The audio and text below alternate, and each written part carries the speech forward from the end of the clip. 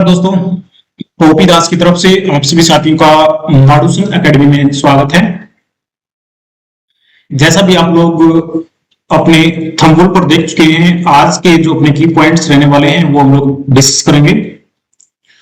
की पॉइंट्स जो हैं आज के वो हैं यहाँ पर, ये जो है अपने की पॉइंट्स रहेंगे जिसमें हम लोग डिस्कस करेंगे इकोनॉमिक क्या है, ठीक है, डेफिनेशंस ऑफ इकोनॉमिक्स और इकोनॉमिक्स प्रॉब्लम क्या है और प्रॉब्लम ऑफ द चॉइस क्या है, ये डिस्कस किया जाएगा।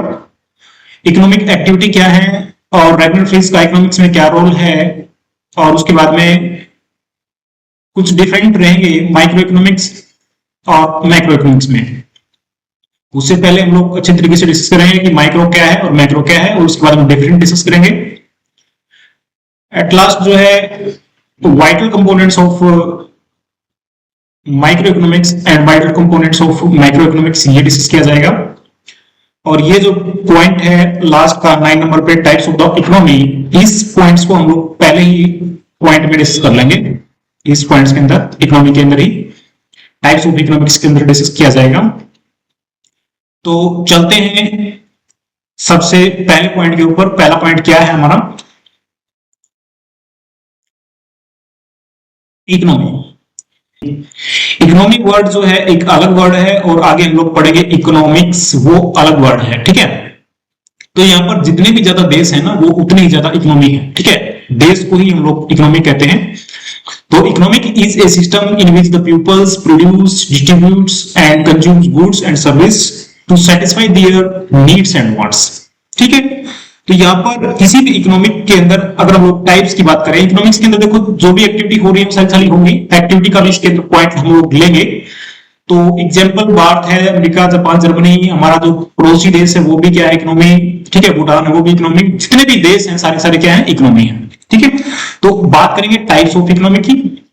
तो टाइप्स ऑफ इकोनॉमी में हम यहाँ पर 3 प्रकार की इकोनॉमी देखेंगे, जिसमें एक तो होगी हमारी यहाँ पर पूंजीवादी अर्थव्यवस्था, जिसको हम लोग बोलते हैं कैपिटलिस्ट।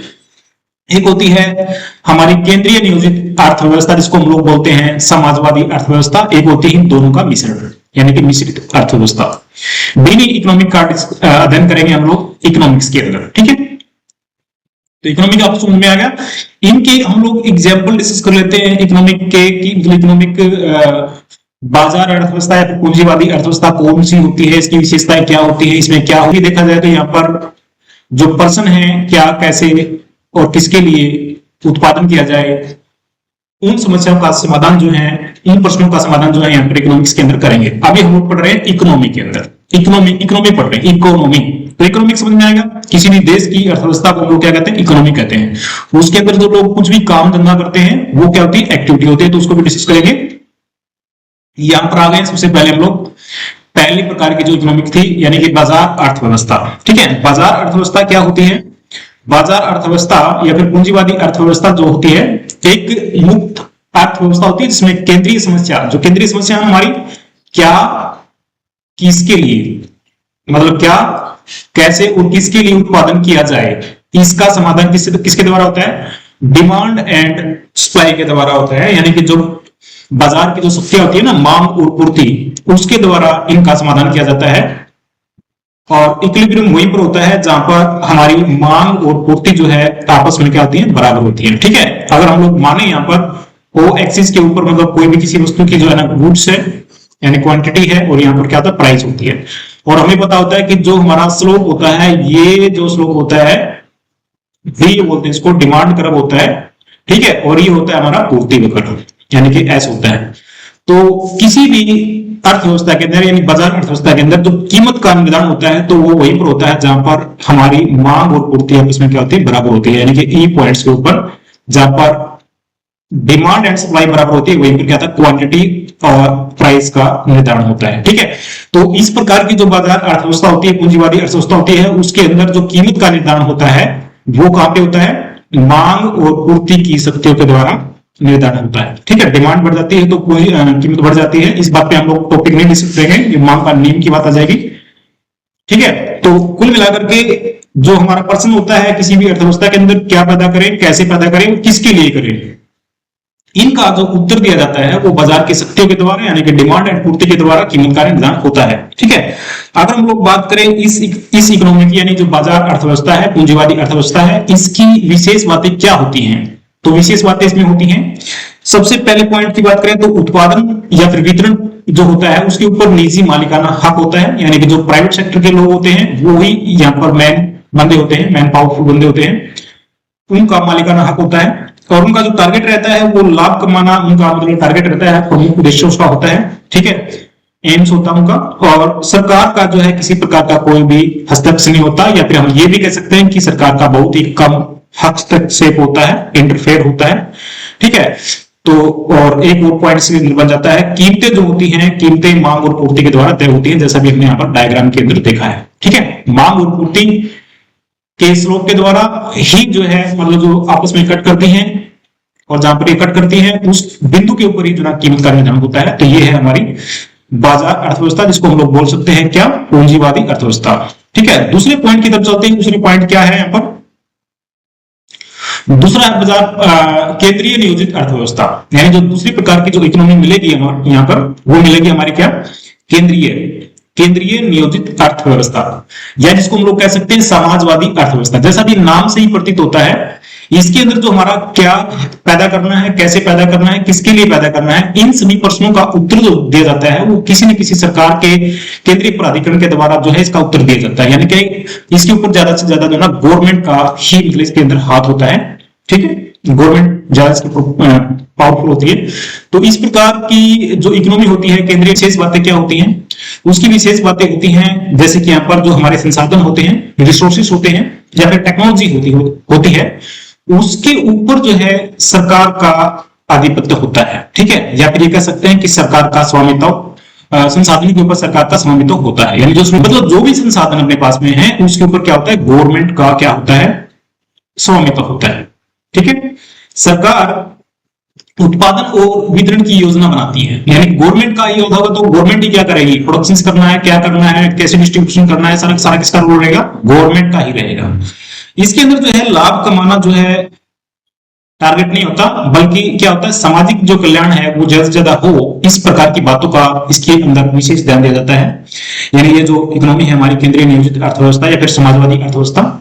ठीक है, और मूल्य का निर्धारण कैसे हो, यानी कि प्राइस का डिटरमिनेशन कैसे होता है, उसके ऊपर भी जो है सरकार का ही नियंत्रण होता है। ठीक है, और इस प्रकार की जो अर्थव्यवस्था है, अगर हम लोग इसके एग्जाम्पल की बात करें तो ये जो इकोनॉमी होती है वो मतलब केंद्रीय नियोजित अर्थव्यवस्था या फिर समाजवादी अर्थव्यवस्था, ये एट प्रेजेंट अगर हम बात करें तो ये पूर्व सोवियत संघ जो देश है उसके अंदर है, क्यूबा है, उत्तर कोरिया है, ये वो देश है जहां पर इस प्रकार की इकोनॉमी देखने को मिलती है, जहां पर केंद्रीय नियोजित होती है, समाजवादी अर्थव्यवस्था होती है। इन बातों के ऊपर, इस प्रकार की बातों के ऊपर काफी फोकस किया जाता है।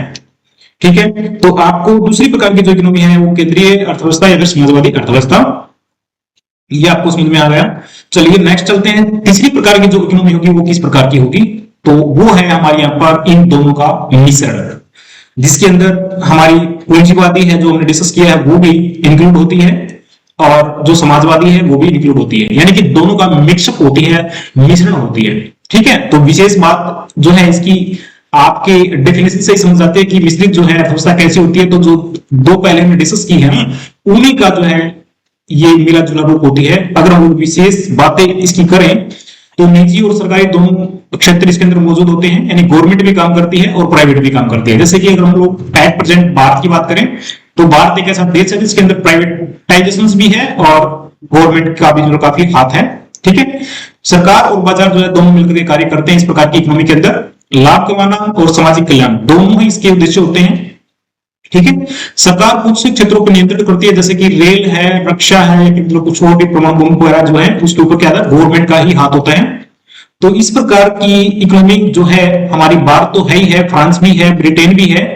अगर और भी कोई इकोनॉमी आपकी नजर में है तो आप लोग कमेंट कर सकते हैं कि इस प्रकार की मिश्रित जो अर्थव्यवस्था है उसका एग्जाम्पल कौन सा देश का नाम है। ठीक है, आप लोग बता सकते हैं। तो अभी तक जो हमने डिस्कस किया है वो है सिर्फ और सिर्फ इकोनॉमी।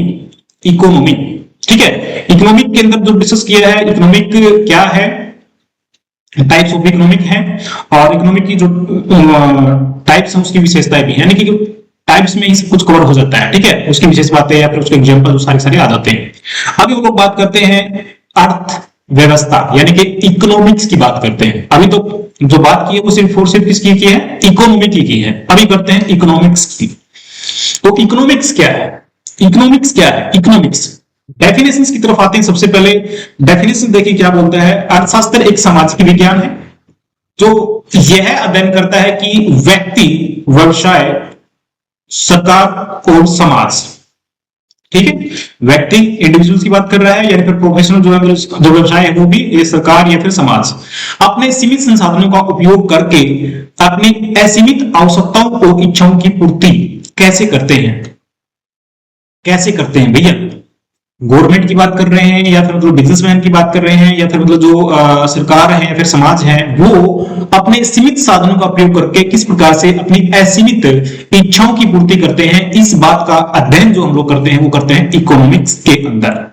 किसके अंदर करते हैं, इकोनॉमिक्स के अंदर, ठीक है। डेफिनेशंस इंग्लिश में देखिए, economics is the social science that study how individuals, businesses, governments and society make choice about how to allocate limited resources to satisfy the unlimited wants and needs, ठीक है।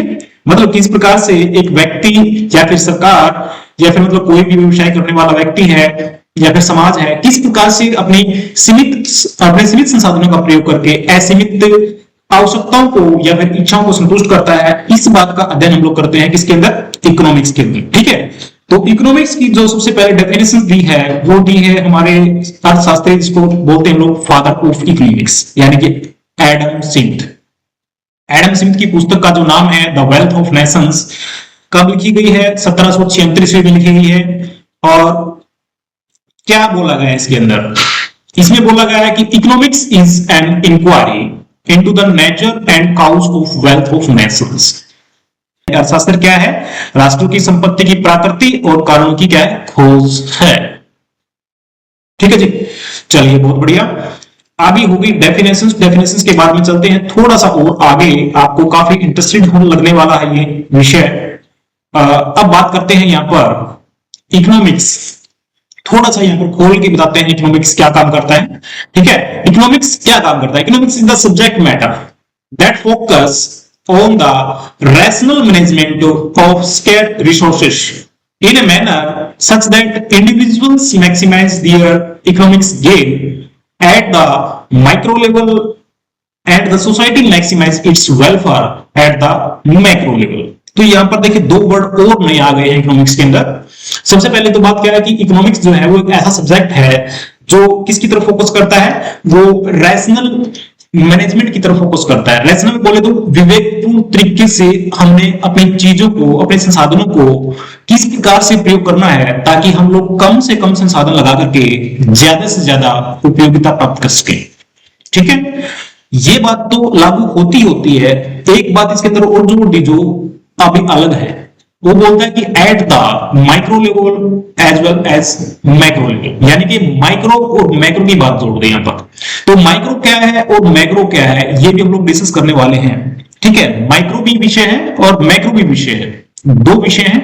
मतलब economics को भी यहाँ पर दो भागों में बांट दिया गया है, एक को बोलते हैं यहाँ पर माइक्रो इकोनॉमिक्स, एक को बोलते हैं मैक्रो इकोनॉमिक्स, ठीक है। तो सबसे पहले हम लोग इसी बात की तरफ चलते हैं, सब्जेक्ट मैटर की तरफ चलते हैं। तो यहाँ पर क्या है, यहाँ पर अर्थशास्त्र एक ऐसा विषय है जो दुर्लभ संसाधनों के तर्कसंगत प्रबंध पर इस तरह ध्यान केंद्रित करता है कि व्यक्ति सूक्ष्म स्तर के ऊपर, यानी कि माइक्रो की बात कर रहे हैं, सूक्ष्म स्तर के ऊपर अपने आर्थिक लाभ को अधिकतम कर सके और समाज वर्ग स्तर पर अपने कल्याण को अधिकतम कर सके। ये मैक्रो की बात कर रहा है।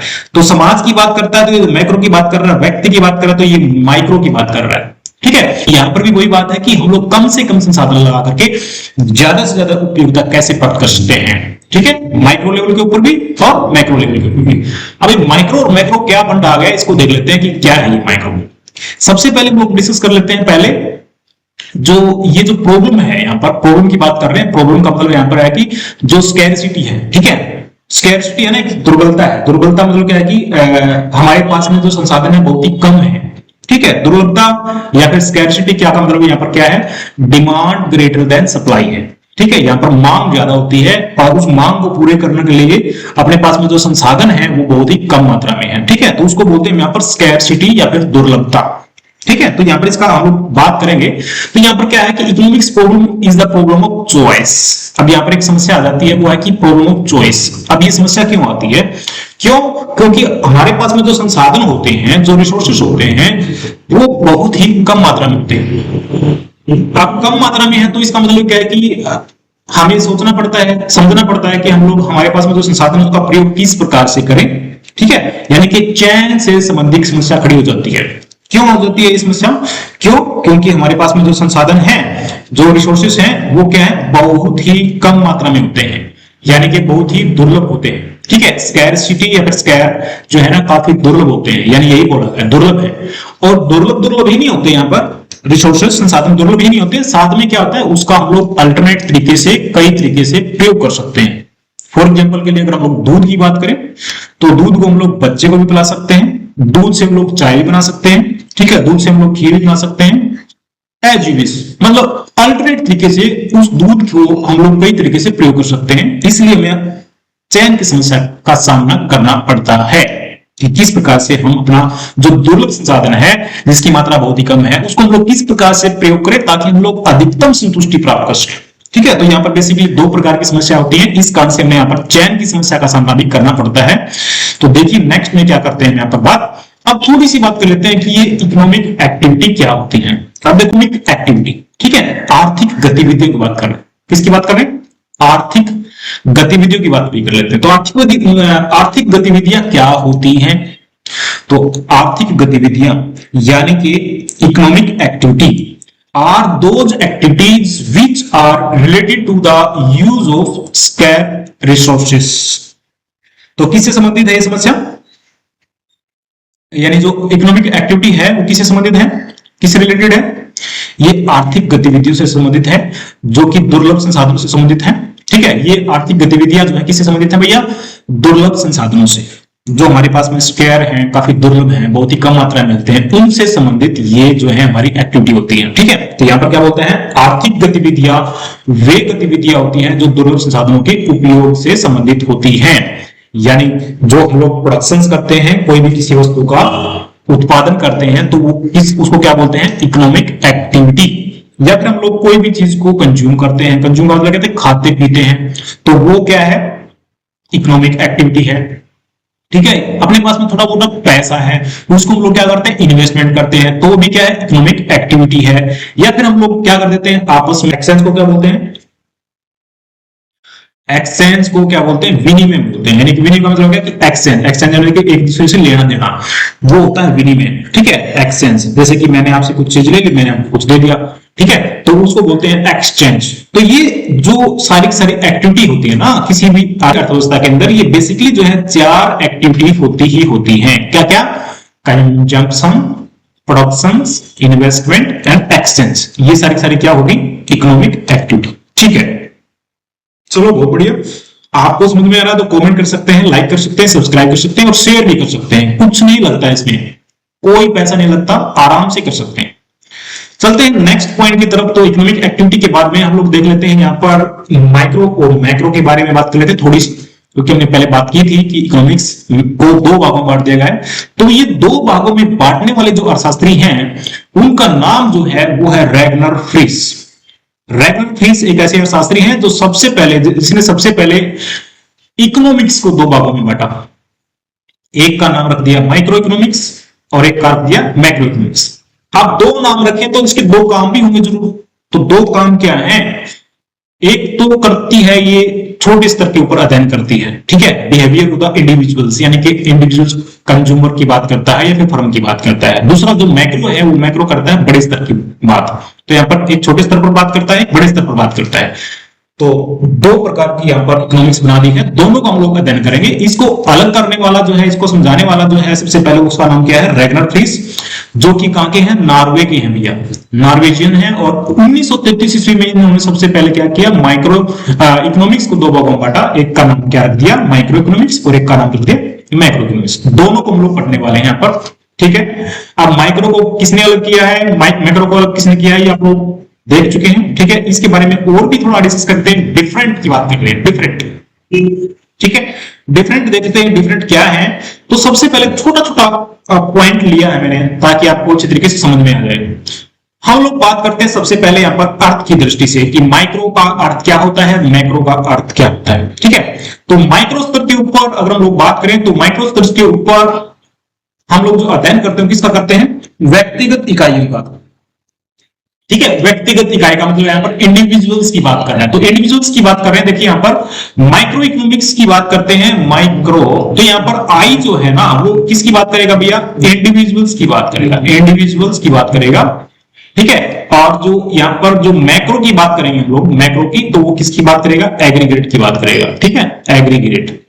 यानी कि कहने का मतलब क्या है कि आपको देखते ही समझ में आ जाए कि माइक्रो में किस बात का अध्ययन करते हैं, इंडिविजुअल्स का, और यहां पर ए है ना इसको बोलते हैं एग्रीगेट, यानी कि ए स्टैंड फॉर एग्रीगेट और आई स्टैंड फॉर इंडिविजुअल्स, ठीक है। तो सबसे पहला पॉइंट जो है समझने वाला अर्थ की दृष्टि से, माइक्रो इकोनॉमिक्स यह अध्ययन करता है, किसका अध्ययन करता है, व्यक्तिगत इकाइयां, जैसे कि एक उपभोक्ता की बात कर रहे हैं हम लोग, एक कंज्यूमर की बात कर रहे हैं, या फिर हम लोग प्रोड्यूसर्स या फिर एक उत्पादक की बात करते हैं, एक फर्म की बात करते हैं। तो ये जो है इन सभी का अध्ययन करता है, किसका, एक उपभोक्ता या फिर एक फर्म या फिर एक उत्पादक, एक की बात कर रहा है। माइक्रो मतलब सूक्ष्म स्तर के ऊपर अध्ययन करता है। दूसरी तरफ अगर हम बात करें मैक्रो की, तो मैक्रो क्या करता है, पूरी अर्थव्यवस्था की बात करता है। पूरी अर्थव्यवस्था में क्या चल रहा है, जैसे कि राष्ट्रीय आय क्या है, महंगाई कैसे चल रही है, बेरोजगारी कैसे चल रही है, ये बड़े स्तर की बात है भाई, अपने गांव की शहर की बात नहीं है, ये पूरे भारत की बात है कि भारत में इतनी ज्यादा बेरोजगारी फैली हुई है, पूरे स्तर की बात कर रहे हैं, ठीक है। महंगाई कितनी चल रही है, बेरोजगारी कितनी चल रही है, ठीक है, भारत की राष्ट्रीय आय क्या है, ठीक है। तो ये तो कुल मापा जाता है, एग्रीगेट में मापा जाता है इन चीजों को, ठीक है। तो यहाँ पर एक छोटा सा अंतर समझ में आ गया आपको। माइक्रो के अंदर हम लोग क्या करेंगे, सूक्ष्म स्तर पर अध्ययन करते हैं इंडिविजुअल इकाइयों का, एक फर्म का, एक व्यक्ति का, एक उत्पादक का, इस प्रकार से। मैक्रो के अंदर क्या करेंगे, बड़े स्तर पर बात करेंगे। ये तो हुआ हमारा अर्थ की दृष्टि से अंतर।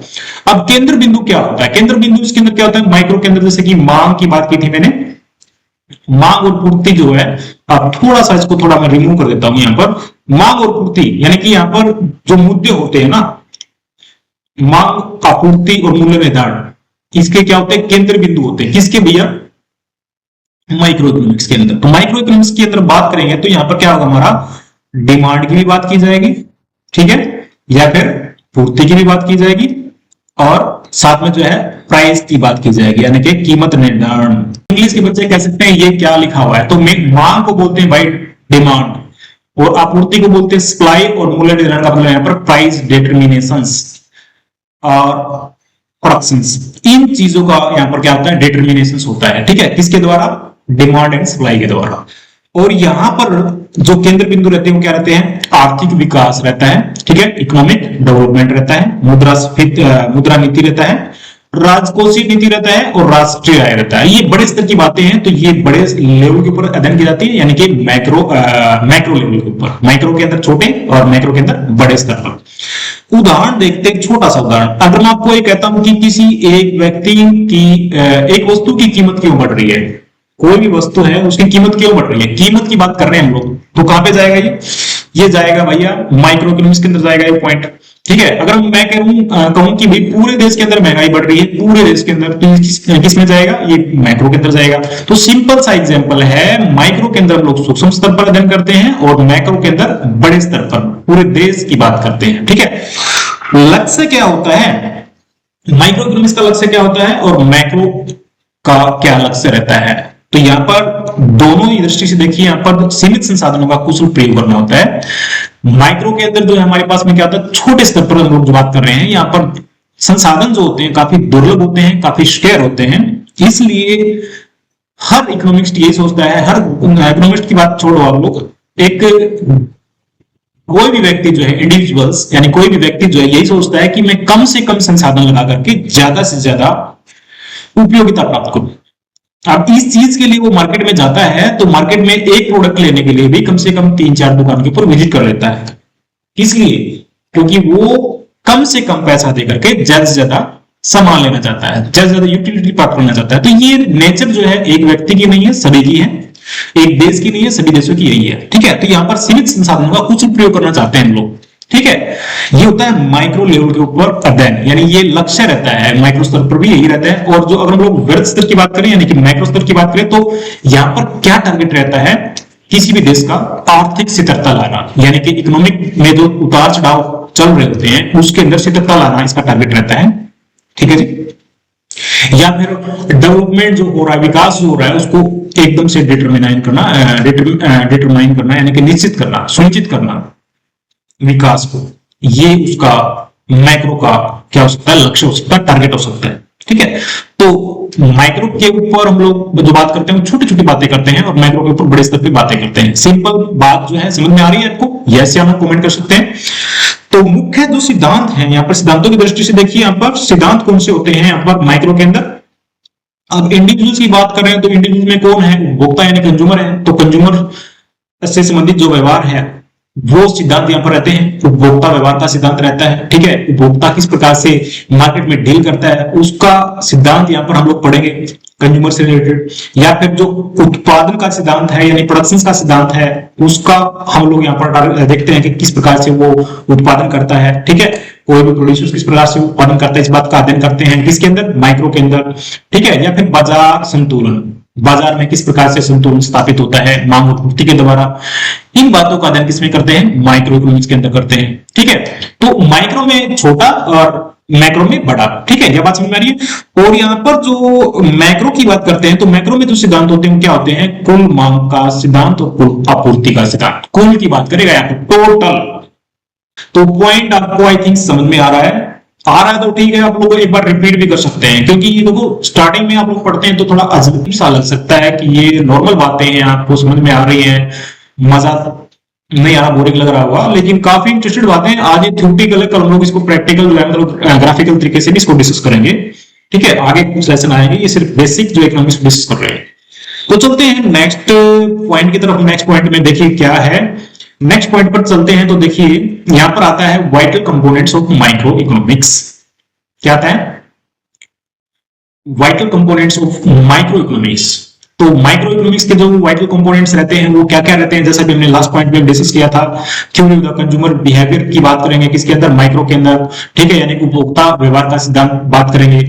और बात किया था theory of the producers behaviour, यानी कि जो उत्पादक व्यवहार का सिद्धांत किसके अंदर हम लोग डिस्कस करेंगे, ठीक है। या फिर क्या है कि थ्योरी ऑफ प्राइस यानी कि मूल्य का सिद्धांत। तो ये जो है इसके कंपोनेंट्स हैं, किसके, माइक्रो इकोनॉमिक्स के कंपोनेंट्स हैं। इन्हीं से संबंधित जो है सारा का सारा जो है आपकी क्लास के अंदर डिस्कस किया जाएगा अभी +2 तक, ठीक है। उसके बाद में नेक्स्ट में जो है बीए में भी चलेगा ये, उसके बाद में जो है थोड़ा बड़े स्तर पर चलेगा। तो कुल मिलाकर के क्या है कि सारी बातें जो है माइक्रो के अंदर छोटी छोटी होने वाली हैं, मैक्रो के अंदर थोड़ी बड़ी हो जाएगी, ठीक है, समझ में आएगा। यस, चलते हैं नेक्स्ट पॉइंट की तरफ। तो यहाँ पर हमने माइक्रो इकोनॉमिक्स के जो कंपोनेंट्स हैं वो हमने डिस्कस कर लिया, तो कर लेते हैं थोड़ा सा मैक्रो में क्या होने वाला है। तो मैक्रो इकोनॉमिक्स के जो कंपोनेंट्स हैं वो क्या है, देखिए यहाँ पर components of the macro economics. तो यहाँ पर क्या होता है, theory related to equilibrium level of output and employment, यानी कि उत्पादन और रोजगार के संतुलन स्तर से संबंधित जो सिद्धांत होंगे वो यहाँ पर हम लोग डिस्कस करेंगे किसके अंदर, मैक्रो के अंदर, ठीक है। अर्थव्यवस्था में मुद्रास्फीति और अपस्फीति से संबंधित सिद्धांत यहाँ पर डिस्कस किए जाएंगे किसके अंदर, मैक्रो के अंदर, ठीक है। गुणक का सिद्धांत यानी थ्योरी ऑफ द मल्टीप्लायर्स, ये डिस्कस किए जाएंगे किसके अंदर, मैक्रो के अंदर। और फिजिकल एंड मॉनेटरी पॉलिसीज यानी कि राजकोषीय और मौद्रिक नीतियां जो रहेंगी वो डिस्कस की जाएंगी किसके अंदर, मैक्रो के अंदर। तो कुछ पॉइंट जो है माइक्रो के अंदर डिस्कस किए जाएंगे, कुछ पॉइंट जो है मैक्रो के अंदर डिस्कस किए जाएंगे। बिल्कुल इजी सब्जेक्ट है, आपकी रियल लाइफ से रिलेटेड सब्जेक्ट है, पूरा का पूरा प्रश्न करोगे बढ़िया नंबर आएंगे, ठीक है। चलते हैं अगले स्लाइड के अंदर। यहां पर देखिए क्या बोलते हैं हम यहाँ पर, अब प्रश्न आता है सेकंड, दूसरे प्रश्न की तरफ हम लोग एंट्री कर चुके हैं। अभी आ गया प्रोडक्शन पॉसिबिलिटी कर्व, हम लोग अभी डिस्कस करेंगे production possibility curve. Production possibility curve को हम लोग कई नामों से जानते हैं, जैसे कि पीपीसी, बीस का नाम है शॉर्ट फॉर्म में, उत्पादन संभावना सीमा या फिर उत्पादन संभावना सीमांत वक्र, परिवर्तन रेखा या फिर परिवर्तन वक्र, काफी इसके नाम है।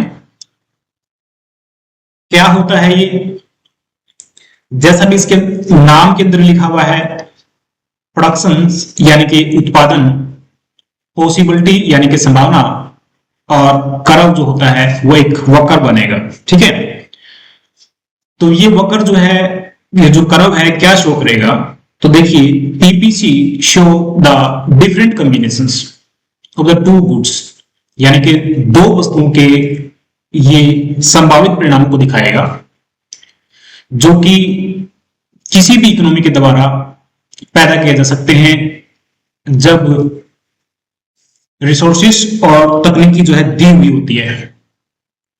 ठीक है, तो पीपीसी एक वक्र है जो दिए गए संसाधनों और उत्पादन की तकनीकी के साथ दो वस्तुओं की वैकल्पिक उत्पादन संभावनाओं को दर्शाता है। तो ऐसा क्यों होता है, इसकी जरूरत क्यों पड़ी है, क्यों, क्योंकि अपने पास में जो संसाधन थे वो क्या थे, काफी रेयर थे, काफी दुर्लभ थे, काफी स्केयर थे। ठीक है, दुर्लभ संसाधन थे, बहुत ही कम साधन थे, हमारी सप्लाई बहुत ही कम थी, डिमांड ज्यादा होती है। ठीक है, तो उस पोजीशंस में हमें जो है संसाधनों को यूज करने से संबंधित, इस्तेमाल करने से संबंधित सोचना पड़ता है कि हमारे पास में जो लिमिटेड रिसोर्सेस हैं, दुर्लभ जो संसाधन हैं, उनको हम लोग किस प्रकार से प्रयोग करें ताकि हम लोग बेस्ट यूटिलाइज प्राप्त कर सके। तो चयन की समस्या आई अपने पास में कि किस प्रकार से हम लोग चयन करें। चयन क्यों कर रहे हैं, क्योंकि साधन दुर्लभ होते हैं और साथ में क्या होते हैं, अल्टरनेट तरीके से, मतलब एक वस्तु के कई प्रयोग होते हैं। इस कारण से अपने पास में क्या है, समस्या है चयन की समस्या। तो इस चयन की समस्या का समाधान करने के लिए पीपीसी आया है। और पीपीसी क्या दिखाता है, किसी भी इकोनॉमी के अंदर जो रिसोर्सेज दिए होते हैं या फिर तकनीकी दी होती है, उन रिसोर्सेज के माध्यम से, उस तकनीकी के माध्यम से उन सभी संभावित परिणामों को या फिर मतलब पॉइंटों को दर्शाएगा जहां पर कोई भी अर्थव्यवस्था जो है उन संसाधन का और उस तकनीकी का बेस्ट तरीके से प्रयोग कर रही होती है।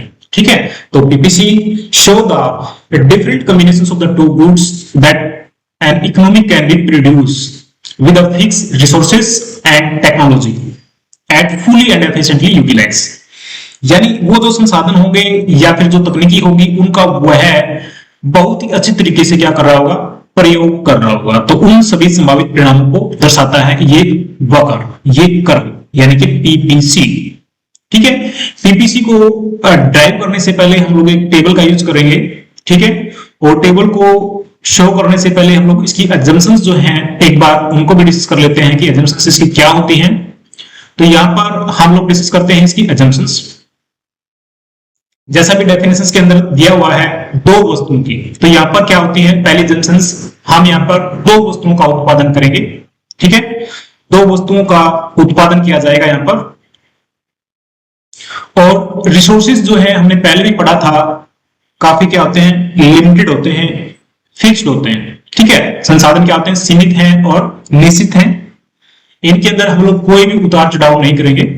ठीक है, टेक्नोलॉजी है वो भी क्षेत्र मानी गई है और संसाधनों का क्या हो रहा है, पूरा अच्छी तरीके से कुशल प्रयोग किया जा रहा होता है। Resources are fully and efficiently utilise, ये हमारी मान्यताएं हैं।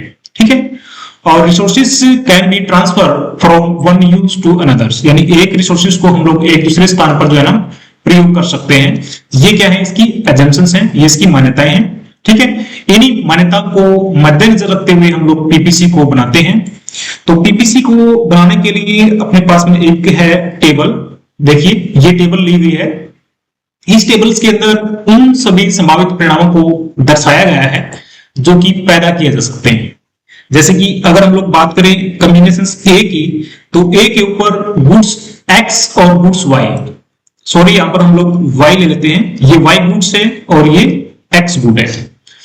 तो y गुड्स का 15 यूनिट और x गुड का 0 यूनिट, एक कॉम्बिनेशन शो करता है कि हम लोग पूरा का पूरा जो अपने पास में रिसोर्सेज है और जो तकनीकी है उसको पूरी y वस्तु को बनाने पे लगा देते हैं। ठीक है, x का कुछ भी नहीं करते। दूसरा कॉम्बिनेशन ये होता है कि आप थोड़ा सा कम कर देते हो किसको, y को, यानी कि 14 कर देते हो और एक x को बढ़ा देते हो, ठीक है। दूसरा कॉम्बिनेशन ये बन जाता है। फिर आपको y के अंदर टेस्ट आ रहा है यानी x के अंदर टेस्ट आ रहा है, तो आप लोग एक और बढ़ाने की कोशिश करते हो, तो यहां पर फिर जो है माइनस कर देते हो y को, ठीक है। ये सी कॉम्बिनेशन को शो करेगा 12 और 2 को। इसी प्रकार से डी कॉम्बिनेशन ऐसा है कि यहाँ पर आप लोग 9 यूनिट जो है y की पैदा करते हैं और 3 जो है पैदा करना शुरू कर देते हैं x की। और इसी प्रकार से जो है ई जो है कॉम्बिनेशन के ऊपर y गुड्स को आप लोग और भी कम कर देते हैं और x को फिर 1 यूनिट बढ़ा देते हैं, ठीक है। और ई एफ के ऊपर जो है आप लोग y गुड्स को क्या कर देते हैं, 0 कर देते हैं और y को फिर 1 बढ़ा देते हैं, ठीक है। तो यहां पर क्या करते हैं, ये कॉम्बिनेशन है, आप अपने लेवल पर कोई भी कॉम्बिनेशन बना सकते हैं। तो ये वो संभावित परिणाम है जो किसी भी अर्थव्यवस्था के अंदर दिए हुए होते हैं, मतलब संसाधन है और तकनीकी है जो दी हुई होती है, और उसके ऊपर आप लोग इन कॉम्बिनेशंस को बना सकते हो। कॉम्बिनेशंस आपके कोई भी हो सकते हैं, X Y Z doesn't matter, ये तो एक समझाने के लिए बात की गई है। तो इन कॉम्बिनेशंस के माध्यम से हम लोग क्या करते हैं, एक ग्राफ का डिजाइन करते हैं।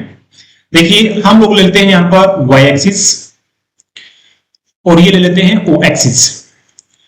ओ एक्सिस के ऊपर हम ले लेते हैं यहां पर गुड्स एक्स, यहां पर ले लेते हैं गुड्स एक्स और यहां लेते हैं गुड्स वाई, ठीक है। यहां पर दो ही वस्तुओं की बात की जाएगी, एजम्पशंस के अंदर है सिर्फ दो ही वस्तुओं का उत्पादन किया जाएगा। तो इस टेबल्स के माध्यम से हम लोग यहां पर इन पॉइंट को डिजाइन करते हैं। यहां पर ले लेते हैं हम लोग 5, फिर जो है यहां पर ले लेते हैं 9, थोड़ा सा कम करके स्पेसिस का 9, फिर जो है हम ले लेते हैं यहां पर 12, थोड़ा सा और कम कर देते हैं स्पेस, फिर करते 14 और फिर है 15, ठीक है। तो ये जो है इस टेबल्स के आधार पर बनाए गए हैं, इनके आधार पर गुड्स वाई का जो ये डाटा है इसके आधार पर ये पॉइंट क्या किए गए हैं, डिजाइन किए गए हैं। और 0 आपको पता है ये नीचे है, ठीक है, ये वाला सेंटर पॉइंट में 0 है, यहाँ पर दोनों को शो करेगा, गुड्स एक्स के लिए भी गुड वाई के लिए भी। और इसी प्रकार से जो है गुड्स एक्स के जो कॉम्बिनेशंस हैं यहाँ पर हम लोग ले लेते हैं, ये इक्वल हैं 1 2 3 4 5 6 ऐसे सेम पोजीशंस पे हैं। यहाँ पर 1 2 3 4 और ये 5, ठीक है। नंबर भी दे सकते हैं आपकी मेमोरी के लिए, 1 2 ऐसे तो दिखता ही है, ठीक है। तो फर्स्ट कॉम्बिनेशन जो है यहाँ पर ए कॉम्बिनेशन है, ए कॉम्बिनेशन के ऊपर कितनी यूनिट करता है, ए कॉम्बिनेशन के ऊपर ये लेता है भैया 15 वाई को लेता है, यानी कि वाई जो है यहाँ पर ये लिया गया है, यहाँ पर वाई को दिखाएंगे और यहाँ पर एक्स को दिखाएंगे, हमने पहले से डिस्कस कर लिया था, वाई ये एक्स को दिखाएगा, ठीक है। कलर थोड़ा दूसरा लेना पड़ेगा, ये जो है शो करेगा किसको, एक्स गुड्स को, ये शो करेगा वाई गुड्स को, ठीक है। वर्टिकल्स वाई गुड को शो करेगा और यहाँ पर जो है ये एक्स गुड्स को शो करेगा हॉरिजॉन्टल। तो यहाँ पर जो कॉम्बिनेशन है हमारा पहला कॉम्बिनेशन क्या है, ए कॉम्बिनेशन के ऊपर हम लोग क्या लेते हैं, 15 यूनिट लेते हैं किसकी, वाई की, और 0 लेते हैं कितना, एक्स की, यानी कि 0 यहाँ पर है। तो ए कॉम्बिनेशन तो बन जाता है अपना यही। उसके बाद में दूसरा कॉम्बिनेशन जो बनता है वो बनता है हमारा वाई गुड्स को लेता है 14, यानी कि ये 14 लेता है, यानी कि इस पॉइंट के ऊपर, ठीक है। इस पॉइंट से लेकर के यहाँ पर लेगा, एक्स के लिए कितना लेगा, 1 लेगा, एक्स की 1 यूनिट बढ़ाएगा, तो ये कॉम्बिनेशन यहां से जाएगा ऐसे करके, और ये इसकी यहां पर ये कॉम्बिनेशन बनेगा जो कि इसको और इसको मिलाने से बनेगा ये, ठीक है, ऐसे करके ये एक बी कॉम्बिनेशन ये बन जाता है, ठीक है। ए कॉम्बिनेशन ये है और ये बी कॉम्बिनेशन बन गया है।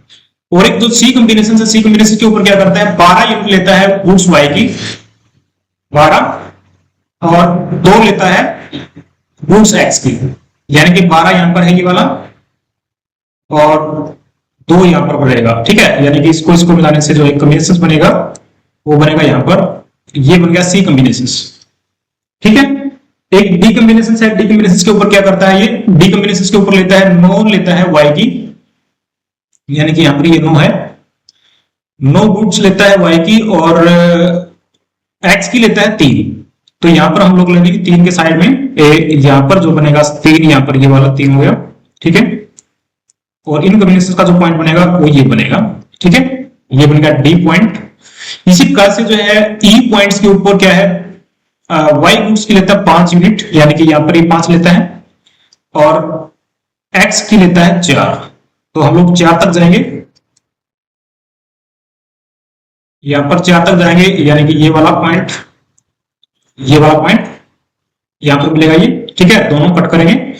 और इसी प्रकार से जो एफ जो पॉइंट रहेगा, एफ पॉइंट के ऊपर क्या लेता है, वाई की 0 लेता है और एक्स की लेता है 5, यानी कि ये वाला पॉइंट बनेगा भैया, ये वाला पॉइंट बनेगा, ठीक है। बिल्कुल सही कॉम्बिनेशन बने हैं यहाँ पर। तो ये डी के बाद में ई है और ये बन गया हमारा एफ पॉइंट। तो ये वो पॉइंट हैं, ये वो कॉम्बिनेशंस हैं जो दो वस्तुओं के संभावित परिणामों को दर्शाता है, जो कि दी हुई तकनीकी और दिए हुए रिसोर्सेज के द्वारा उत्पन्न किए जा सकते हैं, ठीक है। और इन सभी पॉइंट्स को अगर हम लोग मिलाते हैं, यहां से लेकर के यहां तक इन पॉइंट्स को हम लोग मिलाएंगे अभी, तो ये पॉइंट जो शो करेंगे ना, वो पॉइंट शो करते हैं प्रोडक्शन पॉसिबिलिटी कर्व को। अब देखो हम इन पॉइंट्स को ऐसे मिलाएंगे, तो ये जो कर्व निकल गया आ गया हमारा ए बी सी डी और ई, ये एक वक्र बन गया भाई, ठीक है। और इस वक्र को ये बोलते हैं हम लोग प्रोडक्शन पॉसिबिलिटी कर्व। क्या बोलते हैं, पीपीसी बोलते हैं इसको, यानी कि प्रोडक्शन पॉसिबिलिटी कर्व। यानी कि पीपीसी के ऊपर जो पॉइंट हैं हमारे ए बी सी डी ई और एफ, ये सभी पॉइंट्स जो हैं यहां पर बेस्ट यूटिलाइज को शो कर रहे हैं। बेस्ट रिसोर्सेस हैं या फिर जो तकनीकी है उनका जो है हम लोग इन पॉइंट्स के ऊपर बेस्ट तरीके से यूटिलाइज कर रहे होते हैं, ठीक है। A B C D E F best utilisation को शो करता है। अगर हम लोग एक पॉइंट की बात करें जो कि पीपीसी से नीचे की ओर होगा, यानी कि यहां पर होगा, ठीक है, यानी कि एफ के बाद में हम लोग जी पॉइंट ले लेते हैं ये, तो जी पॉइंट क्या शो करेगा, जी पॉइंट शो करेगा अंडर यूटिलाइजेशन को, ठीक है। यानी हमारे पास में जो रिसोर्सेस हैं, जो तकनीकी है, उसका हम लोग पूर्ण तरीके से प्रयोग नहीं कर रहे होते, उसको बोलेंगे अंडर यूटिलाइजेशन। यानी पीपीसी से हम लोग अगर अंदर की साइड में कोई भी पॉइंट लेते हैं तो वो अंडर यूटिलाइजेशन को शो करेगा, ठीक है, अंडर यूटिलाइजेशन। अगर हम लोग बात करें पीपीसी से ऊपर यानी दाएं साइड में, जी के बाद में हम लोग लेते हैं यहाँ पर कोई पॉइंट, यहाँ पर एच ले लेते हैं यहाँ पर, यानी आउटसाइड ऑफ द पीपीसी, तो ये शो करेगा अनअटेनेबल।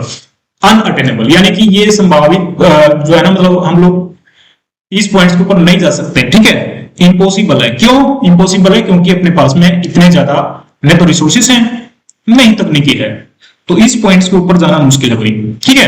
तो हम बात कर रहे थे पीपीसी की, तो पीपीसी क्या दिखाता है, दो वस्तुओं के उन संभावित परिणामों को दर्शाता है, उन सभी संभावित पॉइंटों को दिखाता है जो कि जिन पॉइंट्स के ऊपर जो है ना दिए हुए संसाधन और दिए हुई तकनीकी के द्वारा हम लोग बेस्ट यूटिलाइज कर सकते हैं, किसका, अपने रिसोर्सेज का और अपनी तकनीकी का। तो ये है पीपीसी। आई थिंक आपको जो है ये पीपीसी जो है कर्व जो है समझ में आ गया क्या दिखाता है, ठीक है। आप समझने वाली बात क्या है इसके अंदर, वो है MRT, marginal rate of transformations. MRT marginal rate of transformations, इसको समझिए जरा।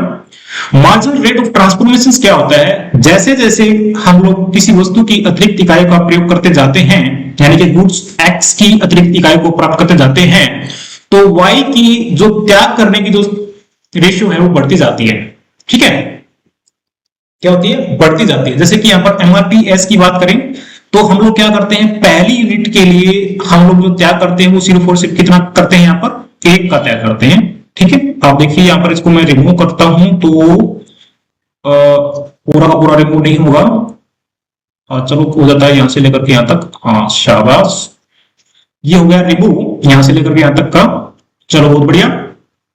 तो मैं कह रहा था कि यहाँ पर जो एमआरटीएस है ना, मार्जिनल रेट ऑफ ट्रांसफॉर्मेशन, यानी कि जो हम लोग ट्रांसफर कर रहे हैं एक वस्तु को पैदा करने के लिए, एक अतिरिक्त वस्तु को पैदा करने के लिए पहले वाली वस्तु का त्याग कर रहे हैं, उसको मार्जिनल रेट ऑफ ट्रांसफॉर्मेशन कहते हैं, यानी कि ये पहले के मुकाबले में घटते जाता है। आप पहले यूनिट का पैदा करते हैं, जैसे 0 का है यहाँ पर, तो उसके बाद में एक एक्स्ट्रा बनाते हैं, यहाँ पर ये 1 यूनिट बनाते हैं, तो इसके लिए हमने कितना त्याग किया है, इसका डिफरेंस कितना है, 1 है, ठीक है। तो 1 के बदले 1 त्याग किया है, यानी कि 1 सैक्रिफाई, 1 तो गेन किया है, यानी कि गेन 1 किया है, और सैक्रिफाई भी क्या किया है, 1 ही किया है, ठीक है। उसके बाद में फिर से जब हम लोग एक और पैदा करते हैं, तो इस एक और पैदा करने के लिए हम यहाँ पर त्याग कितना करते हैं, 14 से 12 पे आ जाते हैं, यानी कि 2 का त्याग करते हैं। ठीक है, तो यहाँ पर एक गेन्स करने के लिए 2 का सेक्रीफाई किया है। ठीक है, उसके बाद में फिर जो है हम लोग एक और पैदा करने के लिए यहाँ पर त्याग कितना करते हैं, 12 और 9 के बीच में 3 का गैप, यानी कि 3 का त्याग करते हैं। ठीक है, एक गेन करने के लिए 3 का क्या करते हैं, सेक्रीफाई करते हैं। ठीक है, इसी प्रकार से फिर से जो है हम लोग एक और पैदा करने के लिए हम लोग 9 से 5 पे आते हैं, यानी कि 4 का त्याग करते हैं, यानी कि एक गेन करने के लिए 4 का क्या करते हैं, सेक्रीफाई करते हैं। और फिर जो है एक और पैदा करने के लिए हम लोग क्या करते हैं, यहाँ पर 5 का त्याग करते हैं। ठीक है, तो मार्जिनल रेट ऑफ ट्रांसफॉर्मेशन क्या है, किसी एक वस्तु की अतिरिक्त इकाई पैदा करने के लिए जो दूसरी वस्तु का त्याग करना पड़ता है, क्या होती है, बढ़ती जाती है। ठीक है, त्याग करने की जो वो है ना दर जो है वो बढ़ती जाती है, तो इसको क्या बोलते हैं, मार्जिनल रेट ऑफ ट्रांसफॉर्मेशन। ठीक है, तो यहाँ पर क्या हो रही है, बढ़ती जा रही है। हर एक अतिरिक्त इकाई पैदा करने के लिए हमें जो त्याग करने की जो शक्ति है वो पहले के मुकाबले ज्यादा करनी पड़ती है। ठीक है, यानी यूनिट जो है ज्यादा करनी पड़ती है। पहले 1 का त्याग करते हैं, 1 के बदले, फिर 1 के बदले 2 का त्याग करते हैं। ठीक है, फिर 1 के बदले 3 का त्याग करते हैं, फिर 1 के बदले 4 का त्याग करते हैं, फिर 1 के बदले 5 का त्याग करते जाते हैं। तो इस बढ़ रही है, तो इसको बोलते हैं हम लोग मार्जिनल रेट ऑफ ट्रांसफॉर्मेशन। और इस मार्जिनल रेट ऑफ ट्रांसफॉर्मेशन या पर एमओसी, ये जो दोनों चीज क्या आती है, बराबर होती है। लेकिन एमओसी को निकालने का जो फॉर्मूला है यहाँ पर क्या है, डेल्टा, यानी कि change into sacrifice unit divide by change into gain units. तो इसको हम लोग निकालेंगे, सैक्रिफाई करने वाली यूनिट है कितनी है और गेन करने वाली यूनिट कितनी है, तो हम ये निकाल लेते हैं यहाँ पर एमओसी। तो पहली यूनिट के ऊपर आप देख पा रहे हैं, यहाँ पर पहली यूनिट में हमने गेन कितना किया है, 1 किया है, और सैक्रिफाई कितना किया, 1 किया है। तो यहाँ पर 1 डिवाइड बाई 1, ठीक है, इज इक्वल टू 1 ही है। उसके बाद में यहाँ पर हमने कितना सेक्रीफाई किया है, 2 का सेक्रीफाई किया है, तो 2 डिवाइडेड बाई क्या की 1, यानी कि 2 अपॉर्चुनिटी कॉस्ट निकल जाती है। फिर सेक्रीफाई कितना किया है, 3 का किया है, तो 3 डिवाइडेड बाई 1, 1 प्राप्त करने के लिए फिर क्या 3 अपॉर्चुनिटी कॉस्ट निकल जाती है। इसी प्रकार से फिर हमने क्या किया है, 4 सेक्रीफाई किया है, 1 प्राप्त किया है, तो फिर कितनी आ गई मार्जिनल कॉस्ट 4। इसी प्रकार से जो है ना 5 डिवाइड बाई 1 यानी कि 5, यानी मार्जिनल अपॉर्चुनिटी कॉस्ट और मार्जिनल रेट ऑफ ट्रांसफॉर्मेशन जो है दोनों ही क्या है, एक ही होता है, मार्जिनल रेट ऑफ ट्रांसफॉर्मेशन। तो यहां पर ये था हमारा PPC, production possibility curve. Production possibility curve को अगर आप लोग समझ गए हैं तो हम लोग चलेंगे आगे, थोड़ा सा और आगे चलेंगे। ठीक है, इसकी जो प्रॉपर्टी है वो आपको समझा देते हैं, उसके बाद में जो इसकी assumptions है वो भी देख लेते हैं। assumptions क्या है, देखिए assumptions जैसा भी हमने देखा था कि इसके ऊपर जो है ना, यहाँ पर जो assumptions की बात है, तो 2 वस्तुओं की बात की थी हमने, 2 वस्तुओं का उत्पादन कर रहे हैं। ठीक है, रिसोर्सेज जो है वो लिमिटेड है, तकनीकी जो साथ में जो है तकनीकी जो है वो क्या भी है, शिथिल है। ठीक है, और संसाधनों का हम लोग क्या कर रहे हैं, बेस्ट यूटिलाइज कर रहे हैं, यानी कि जो हमारी पीपीसी है ना, पीपीसी के ऊपर हम क्या करते हैं, बेस्ट यूटिलाइज कर रहे होते हैं। ये वाला सेम इस पॉइंट के ऊपर जो है, मतलब इस लाइंस के ऊपर जो भी होगा हमारा पॉइंट, इसको ऊपर क्या करेंगे, बेस्ट यूटिलाइज करेंगे। पीपीसी के ऊपर हम लोग जितने भी कॉम्बिनेशंस लेंगे, उन कॉम्बिनेशंस के ऊपर अपने संसाधन का और अपने तकनीकी का बेस्ट यूटिलाइज कर रहे होंगे। ठीक है, बेस्ट मतलब बेस्ट। अगर नीचे की तरफ देखते हैं तो यहाँ पर क्या कर रहे हैं, अंडर यूटिलाइजेशन कर रहे होते हैं। ठीक है, मतलब अंडर यूटिलाइजेशन को शो करेगा यहाँ पर, मतलब कोई पॉइंट होगा यहाँ पर। और पीपीसी के बाद जो है वो अनअटेनेबल को शो करेगा। ठीक है, पीपीसी के ऊपर रिसोर्सेज का अच्छे तरीके हम लोग फुल इस्तेमाल कर रहे होते हैं, और यहाँ पर जो है resources can be transfer from one another, तो हम यहाँ पर देखा है, उसी के माध्यम से हमने इनको जो है ना यहाँ पर बदल के देखा है कि मतलब यहाँ पर एक अलग कॉम्बिनेशन से, ये अलग कॉम्बिनेशन से, यहाँ पर अलग कॉम्बिनेशन से, यहाँ पर अलग कॉम्बिनेशन से, तो हम लोग एक दूसरे का क्या कर रहे हैं, ट्रांसफर कर रहे हैं एक दूसरे के लिए। ठीक है, तो ये था assumptions जैसे कि हमने देखा है। उसके बाद में देखिए चलते हैं इसकी कैरेक्टरिस्टिक्स के ऊपर। अटेनेबल हमने समझ लिया है, अनअटेनेबल भी समझ लिया है ना। तो पीपीसी जो है, पीपीसी की जो मतलब विशेष बातें हैं वो क्या होती हैं, अब जो हमने लिया था पीपीसी को हम लोग बैक तो नहीं जाएंगे। अब पीपीसी जो लिया है, पीपीसी सॉरी माफी चाहेंगे, पीपीसी यानी जो पीपीसी बना है यहाँ पर, ये वाला पीपीसी जो बना है, पीपीसी। इसकी विशेष बातें क्या है, पीपीसी वक्र का जो मूल बिंदु होता है, मूल बिंदु के प्रति क्या होता है, अवतल होता है। यानी पीपीसी वक्र मूल बिंदु के प्रति क्या होता है, अवतल होता है। अवतल को क्या बोलते हैं भैया, कनकेव बोलते हैं, कनकेव। ये जो शेप है इसकी पीपीसी की, ये क्या है, कौन सी शेप बोलते हैं इसको, कनकेव शेप बोलते हैं, ठीक है, कनकेव।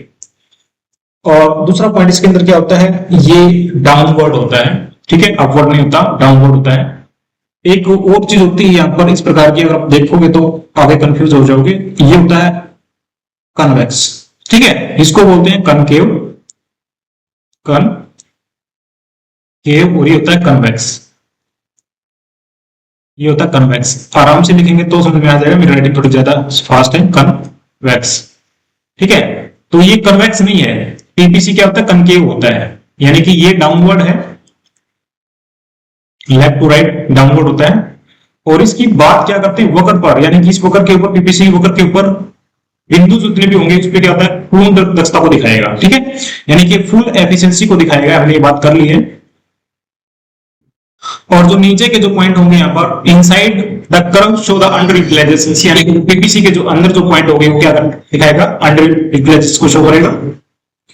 और opportunity cost increase at production shifting, यानी जो हम लोगों ने देखा था, एक अलग यूनिट बनाते हैं एक वस्तु की, यानी कि वाई एक्स वस्तु की अतिरिक्त इकाइयों का जब हम लोग प्रयोग प्रोडक्शन कर रहे हैं, तो वाई की जो त्यागने की दर है वो क्या होती है, बढ़ती जाती है, ठीक है, इंक्रीजिंग ही है।